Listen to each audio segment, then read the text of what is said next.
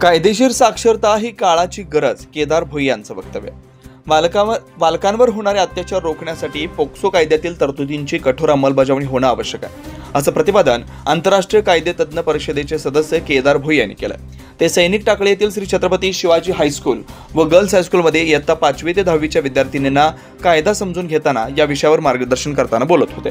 कार्यक्रमाच्या अध्यक्षस्थानी मुख्याध्यापक विनोद पाटील होते। ते पुढे म्हणाले, भारताच्या संसदेनं 2012 साली 18 वर्षाखालील बालकांच्या हक्काचं संरक्षण करणारा कायदा संमत केला। या कायद्यामध्ये बालकांवरील अत्याचार रोखण्यासाठी गुन्हेगारांना फाशीच्या शिक्षेपर्यंत कठोर शिक्षा सांगण्यात आली। त्यासोबतच त्यांनी सायबर गुन्हे, मोबाईलचा गैरवापर, artificial intelligence, deep fake, digital arrest इत्यादी विषयांवर उपस्थित विद्यार्थिनींना मार्गदर्शन केलं।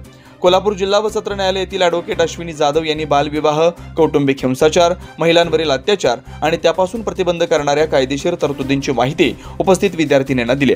त्यासोबतच फर्ग्युसन विधी महाविद्यालयाच्या पूजा निगडे यांनी गुड टच आणि बॅड टच म्हणजे काय व त्यापासून विद्यार्थिनींनी आपलं संरक्षण कसं करावं याबाबत मार्गदर्शन केलं।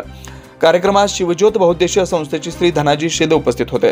विनोद पाटील यांनी उपस्थितांचं स्वागत केलं। आभारी एस बी पाटील यांनी तर MM धुमाळ यांनी कार्यक्रमाचं सूत्रसंचालन केलं। यावेळी दोन्ही हायस्कूलमधील शिक्षक, शिक्षकेतर कर्मचारी उपस्थित होते। शिवार न्यूज, प्रल्हाद साळुंखे।